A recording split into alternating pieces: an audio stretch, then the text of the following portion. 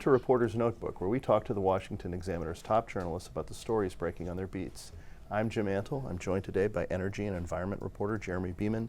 Jeremy, there's been big news out of Europe. The European Union is thinking of shutting off one of their main energy suppliers with an oil ban to punish the Russian invasion of Ukraine. Let's talk a little bit about that. The European Commission's been working on this plan for several weeks to figure out, sort of an off-ramp for the Europeans as far as Russian oil imports are concerned. They've already dealt with Russian coal. Last month they imposed what would be an embargo in 6 months' time on Russian coal imports. That was sort of the easier part to get out of the way. Now they've moved on to oil, and the plan as proposed would provide 6 months, like they did with coal imports, for countries to find alternative supplies, and then once that point hits, to stop bringing in Russian oil. It also provides a longer sort of off-ramp for two Eastern European countries, Hungary and Slovakia. Now, after the proposal was introduced by Ursula von der Leyen, the EU Commission President, there are several other countries who basically said, hey, if you're going to offer exemptions to those two countries, we want in. This was Bulgaria, this was the Czech Republic, Greece was unhappy about it, Cyprus was unhappy about it. Sure. And it's sort of the classic, hey, if you're doing this for him, why can't we sort of, get the advantages of it too? And so it kind of just goes to show the difficulty of policy making across Europe. I mean, you have France and Germany, two members of the G7, massive world economies, heavyweights, and then you have impoverished countries like Montenegro, very small economies that are landlocked. They don't have as easy access to alternative sources. They're relying on pipeline imports from Russia. You can't just ship in via ship oil from other places. Sure. So the EU Commission is dealing with the difficulty of sort of variance in its constituent countries right now with this ban. And it isn't as if there isn't a form of energy crisis going on in Europe already. Yeah, it's constant. It's sort of the main focus, really, of the European Commission, and they've saved the best for last, the gas issue, the natural gas issue, which they're still sort of trying to figure out how they're going to cut off, eventually break up really with Russia. That's going to be years down the line because it's the reliance there is really ingrained, and it's again the issue of gas is sort of splitting countries apart, whereas they're trying for unity right now. They're trying to have a unified solution, but because of varying levels of reliance and sort of different strategies, the EU Commission's kind of having trouble keeping it together. So closer to home, the Biden administration is facing pressure from senators, from the president's own party, and from the American solar industry. They would like to see some tariff slapping going on. Right. This sort of is a transition to another big energy topic of the day. So back home here in the U.S., to boil things down, domestic solar manufacturers want tariffs on imports from 4 Asian countries that solar developers are bringing in and that compete with U.S. solar products. These developers can do it more cheaply, and there's such capacity in these 4 Asian countries: Cambodia, Thailand, Vietnam, and Malaysia. Those are the 4. There's such a large capacity in Asia, solar capacity, manufacturing capacity, that basically if any projects are going to be built in the United States at scale, they're going to have to bring in imports from these countries. And again, they're competing with U.S. Built products. And so several Democratic senators, more than 20, have written Biden and asked him to put pressure on the Commerce Department, who's investigating these tariff imports.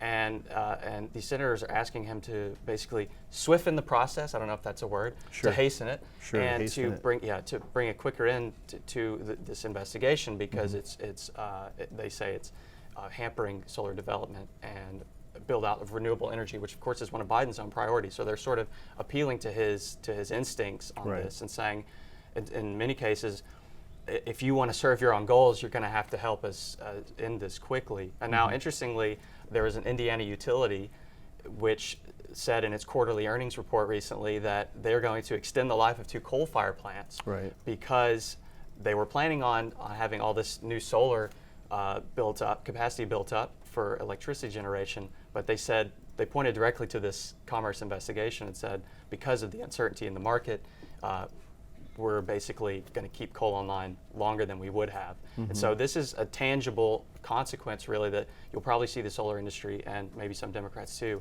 point to and say, hey, we got to speed up and end this thing and not add any tariffs to these products. And it's not something he needs Congress to do, which has been the problem with a lot of the rest of his climate agenda. Right. This is something that Commerce is doing independently under its statutory authority. And the Commerce Secretary recently told Congress, it was before Congress talking about the White House's budget request for the department, and she was asked pointedly about this probe and asked what she could do to sort of speed it up, and she said basically her hands are tied, which is something the administration's finding itself saying to multiple interest groups, Over and over again. environmentalists on the issue of leasing, and in this case, solar interests, basically saying we have to do this investigation. The manufacturer that asked Commerce to do this investigation met the statutory requirements according to Secretary Raimondo, and so they're kind of doing it as they have to, and so that's the situation the Biden administration finds themselves in. So China wasn't one of the 4 Asian countries, but there obviously always is a Chinese component to any of these kinds of stories.